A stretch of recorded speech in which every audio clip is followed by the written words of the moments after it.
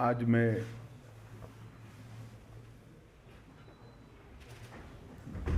जम्मू का मेरा आज का दौरा विशेष कर जो लोग एक दुर्भाग्यपूर्ण घटना में मारे गए रजौरी के क्षेत्र में, इनके आप्तजनों से मिलना और इनकी दुख में सहभागी होना ये उद्देश्य था। परंतु आज मौसम के कारण वहाँ मैं पहुँच नहीं पाया। सभी के सभी सातों परिवारों के सभी सदस्यों के साथ मेरी टेलीफोन पर बातचीत हुई है और क्योंकि मौसम के कारण मैं जा नहीं सकता था तो टेलीफोन के माध्यम से उनके दुख के अंदर सहभागी होने का मैंने प्रयास किया है। उनकी जो बातें हैं उसको ध्यान से सुनी है। एलजी श्री मनोज सिन्हा जी भी मेरे साथी थे जब मैं बात कर रहा था। उनका हौसला पूरे देश के लिए उदाहरण रूप हौसला था।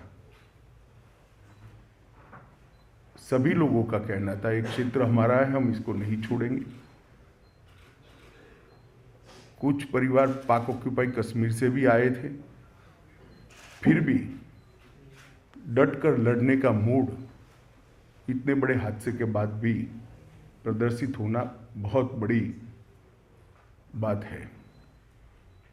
उसके बाद आज यहाँ पर सिक्योरिटी एजेंसीज के सभी पहलुओं पर और सभी प्रकार की जितनी भी एजेंसियां जम्मू कश्मीर के सुरक्षा के लिए जिनकी भूमिका है, वो सभी एजेंसियों के साथ विशेषकर जम्मू क्षेत्र के सुरक्षा के इंतजाम को लेकर एक डिटेल बैठक हुई है। आने वाले दिनों में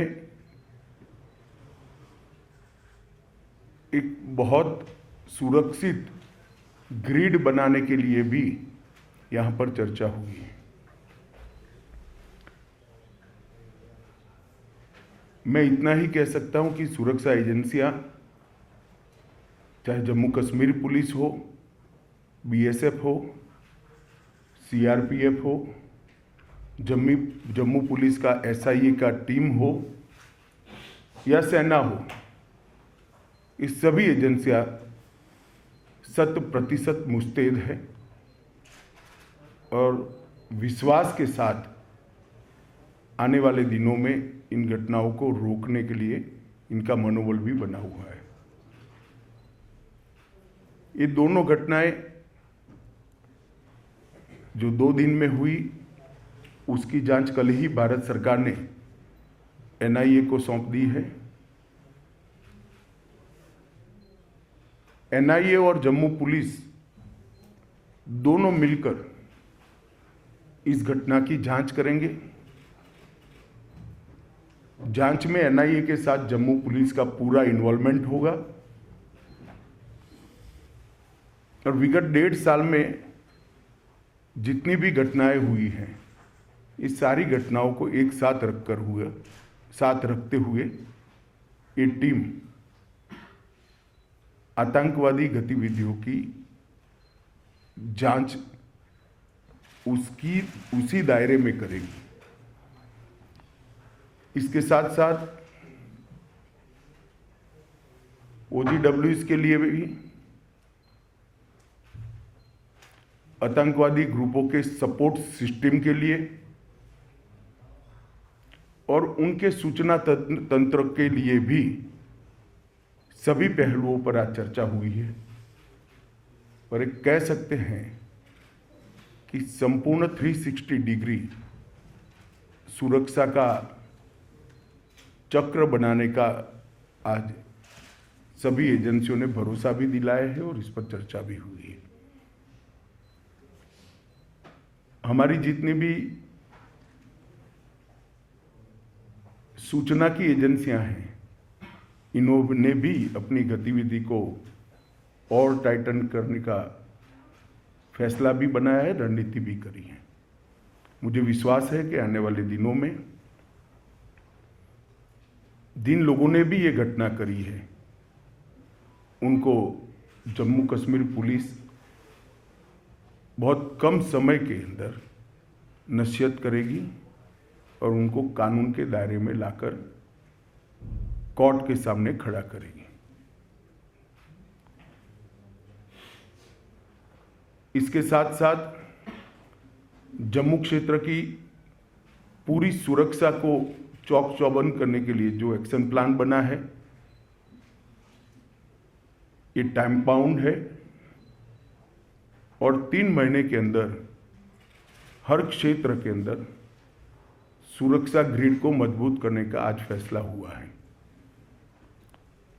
मैं जम्मू के नागरिकों को इतना भरोसा दिला सकता हूं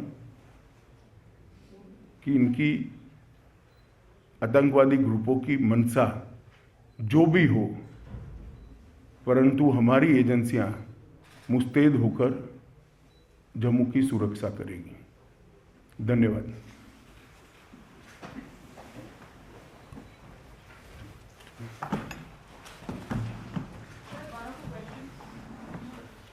कोई पूछना चाहता है क्या? बता दीजिए। सर, आप तो ये बीडीसीज को जो स्ट्रेंथन कर रहे हैं, बीडीसीज को जो स्ट्रेंथन करने की बात हो रही है, आर्म्स ट्रेनिंग दे रही है सीआरपीएफ आर्मी, इसके पीछे मंशा क्या है? नहीं, इसको ये घटना के साथ मत जोड़िए। ये फैसला अगस्त अंत में लिया गया है। भारत सरकार ने अगस्त अंत में ही ये फैसला दिया था कि विलेज डिफेंस कमेटी को मजबूत किया जाएगा। सर, ड्रोन से हथियार गिराए जा रहे हैं, लगातार एक मेजर चैलेंज बना हुआ है।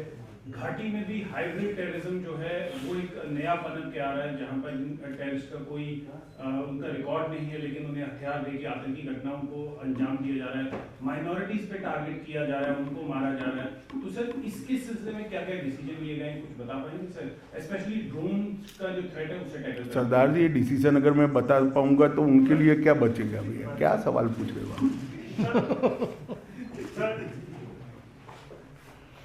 तो जो विक्टिम फैमिलीज हैं कई आतंकी घटनाओं में जो शिकार होती हैं, जैसे राजौरी में भी हुआ, इसी तरह से पहले कश्मीर में भी टारगेट किलिंग से जो शिकार हुए, तो उनके लिए किस तरह से वो उनकी लाइफ बेटर हो पाए? क्योंकि राजौरी वाले इंसिडेंट में काफ़ी जो फैमिलीज हैं वो उनकी हालत कहीं ज़्यादा लो लेवल की है, तो उनके लिए क्या किया जाए? नहीं, हर स्तर पर, चाहे घाटी हो,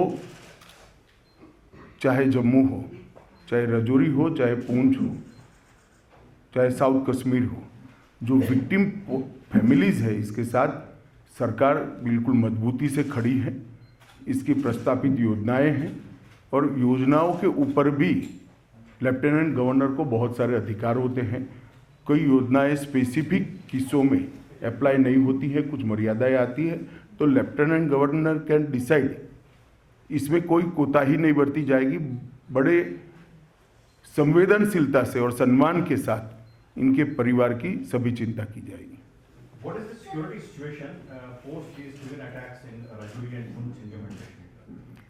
देखिए, अगर आप इस तरह से स्पेसिफिक पूछना चाहते हैं तो मैं इतना ही कह सकता हूं कि हमने पूरी व्यवस्था की है और सुरक्षा व्यवस्था चौक चौबंद है।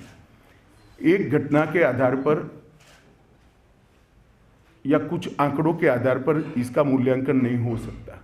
मूल्यांकन करना है तो जब से जम्मू कश्मीर में टेररिज्म हुआ है, जन्म लिया टेररिज्म ने, तब से लेकर आज तक धारा 370 हटाने के बाद ये 3 साल में सबसे कम घटनाएं भी हुई है, सबसे कम मृत्यु भी हुई है।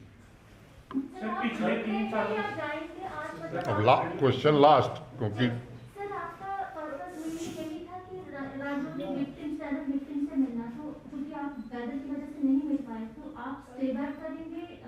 ना, आज स्टे बैक नहीं करूंगा क्योंकि कल भी मौसम के हालात 3 दिन तक ठीक नहीं बताए जा रहे हैं, मगर मैं जरूर आऊंगा और उनको मिलूंगा। Thank you. बता दीजिए आप अंतिम। सर, आतंकवाद को मुंह तोड़ जवाब दे रहे हैं, तो क्या ऐसा माना जाए कि आने वाले चंद सालों में आतंकवाद जो है वो जम्मू कश्मीर में इसका आखिरी पड़ाव है? हमारा प्रयास तो यही है और आंकड़े अगर आप देखेंगे तो इसी दिशा में जा रहे हैं। हमारे सुरक्षा बलों ने आतंकवाद को मुंह तोड़ जवाब दिया है और सभी दृष्टि से आतंकवादियों के हताहत होने की संख्या, नागरिकों को मरने की संख्या, तो आतंकवादियों को हताहत होने की संख्या बढ़ी है, नागरिकों के मरने की संख्या कम हुई है। और जो माइनॉरिटी किलिंग की बात करते उसमें भी सबसे कम आंकड़ा यही 3 साल में है। धन्यवाद। Thank you.